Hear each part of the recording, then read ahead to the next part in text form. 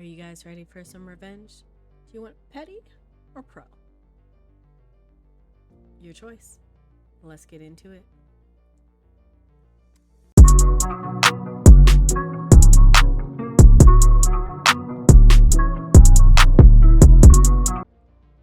Guys, we're going to start off with a little petty revenge. And this one's from A.A. Gifford. The petty revenge says, the classroom needs to be at attention. I was the smallest kid in class, and as a freshman in high school, one of the teachers made us give our answers to a problem on the board. The thing was, we had to give a short lecture on how to solve a word math problem, but first, had to get the attention of our classmates. 1. I tried calling out. No response. I was too mousy. 2. Tried again. Ignored. Crossed my arms. Tapping your foot like a teacher never works. Not for a 95-pound weakling like me. So, skip that. 3. Plan C. Go nuclear. I knew how to make the chalk squeal. I grab 2 pieces. You hold it lightly by the back and push at a low angle and tilt up until it resonates. I started at one end of the long chalkboard and got both pieces to start screeching. Screech! Don't forget ×2 at the same time, both hands. Screech! Turn and look. The whole class is in shock, covering their ears, eyes squinting in pain. I've got the evil grin. Teacher looks at me and is laughing. Her ears are covered too. Work my problem on the board. Everyone is quiet and listening. Back straight, paying attention. Now, that is like it. One young lady I vividly remember has her hands clapped over her ears with a big ow on her face. Next week, it's my turn again. I pick up 2 pieces of chalk, press on the board, turn and look. Wow, everyone is paying attention. One young lady classmate, same as the one described, is now a professor, I must say. Says, please don't do that again. I mean, could you been a little bit more petty and done it again? I would have. You don't pay me the respect that I need. You don't listen. You don't want to, pay attention when you could. Sorry, I'm a little itchy. Then yes, let me scratch this board. I would love to hear how the other ways you were petty in life, because that sounds so amazing. I've never heard a better petty revenge in my life. And I'm a petty person, so please hit me with more. Tell me more. Let's see some responses to your petty revenge. You're evil. That's dedication, taking your own eardrums out for the respect of your peers. That's the way you do it.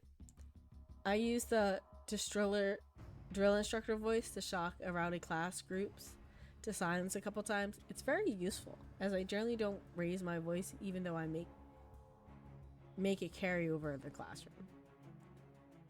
Yeah. You've got a sheer round of applause from everybody. I don't think anyone else in this world could have done better. Now we know what to aspire to.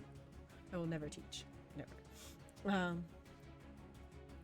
Next part we have is cable company kept calling to recharge.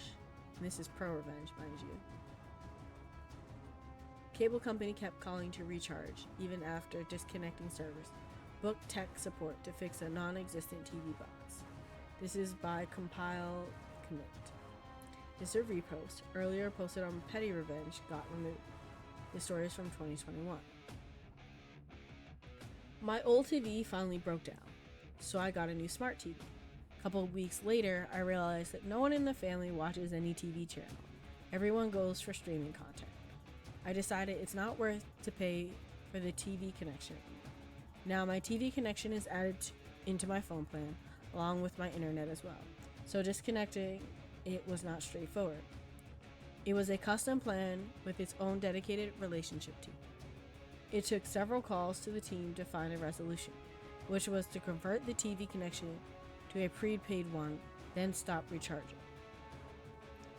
After the conversation was done, I got messages for a few weeks to recharge, and then finally a message to return the set-top box.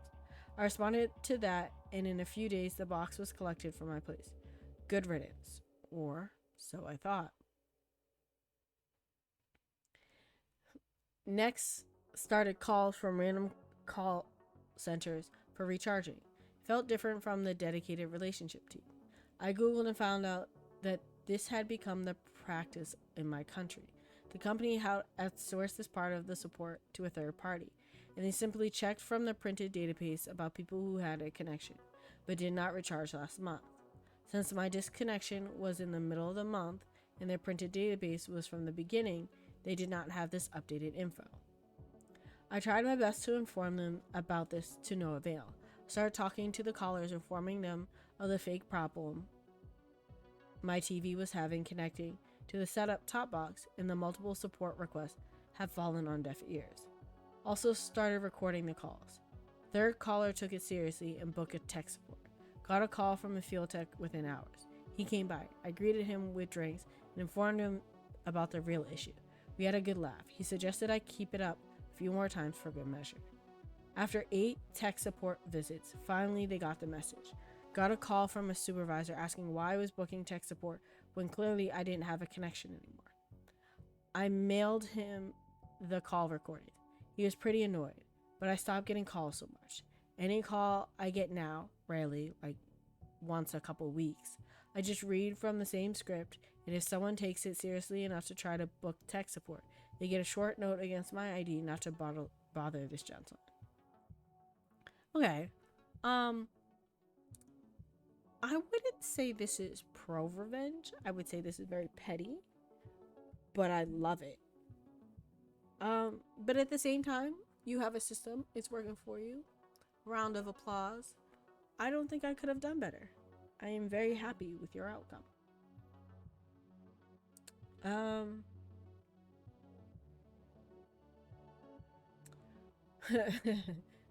F you, that's who. Why am I booking tech support when I don't have a connection? Why are you responding to support claims if you know that I don't have a connection? Good revenge. Good revenge, but you know you don't have to answer the phone right. I never do unless I know the caller and I feel like I want to. Everyone else can leave a message for me and decide if they're worth my time. I block a lot of numbers too. The person OP replied, "There's no voicemail system in India like there is in the US. If you don't take the call, you don't get the message, unless they decide to send a written message separately. Most people like this are using a landline to call via a company switch, so they cannot send a message even if they want to. They'll just keep calling until someone answers." Oh, I take for granted the fact that I have a voicemail. Oh, I love it. I love it. I love it. Because I do what that person does. Leave a message. I'll call you back. Especially if I don't know the number. But yeah. It was definitely good revenge. I'm very happy for you. I'm very proud of you. 10 out of 10.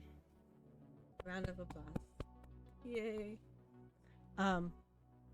Thank you for posting compile, commit, and thank you, A. Gifford. Your stories were very sweet, very welcoming, very lovely to respond to read. It inspires me in my future. But that's it for this episode. Thank you guys for stopping by, listening, seeing the things that are grabbing my attention.